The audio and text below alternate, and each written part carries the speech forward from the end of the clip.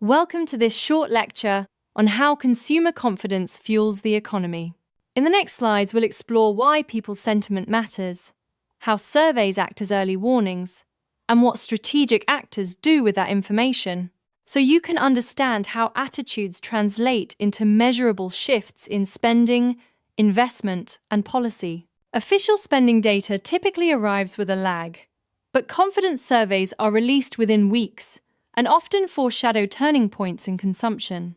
From the diagram, you can see how analysts, firms, and policymakers use these early readings to adjust forecasts, optimize inventory, and refine policy before hard indicators confirm the trend.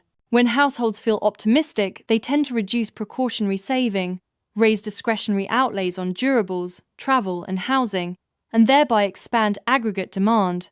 By contrast, pessimistic households postpone purchases, amplifying downturns and reducing macroeconomic momentum. This slide illustrates how quickly sentiment translates into measurable economic effects across spending and growth. Falling confidence can trigger a self-reinforcing negative feedback loop.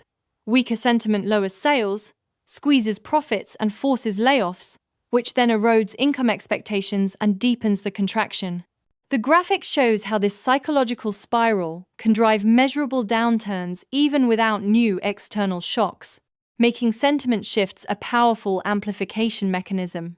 Empirical studies by central banks show confidence indexes often lead GDP, retail sales, and employment by several months, meaning peaks and troughs in sentiment tend to precede broader economic cycles. The evidence supports using composite leading indicator dashboards that combine surveys with other metrics to spot turning points earlier and more reliably.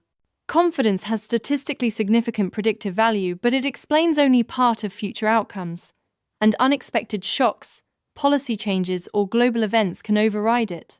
Forecasts improve when sentiment is integrated with hard data like orders, credit growth, and yield spreads. So combining qualitative signals with objective metrics gives a more accurate picture. At the tactical level, consumer confidence guides merchandising and production scheduling. High readings often precede surges in vehicle sales and big-ticket retail, while low readings warn of inventory build-ups and discounting pressure. Practically, firms monitor sentiment to adjust product mix, pricing, and output, so supply meets anticipated demand more efficiently. Sentiment exerts strong influence on the housing market cycle. Rising confidence lifts mortgage demand and home prices, encourages lenders to ease standards, and stimulates activity, whereas falling sentiment curtails viewings, slows originations, and can soften prices before interest rates fully adjust. This slide highlights sentiment as a leading indicator for property dynamics.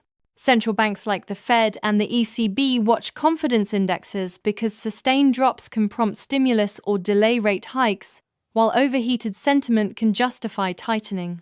In short, shifts in household sentiment help shape policy reaction functions and market expectations, influencing the timing and calibration of monetary responses across economies.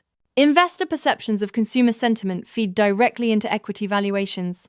Bullish consumers boost earnings expectations, expand price earnings, multiples, and lower risk premia, while bearish readings correlate with volatility spikes and defensive rotations.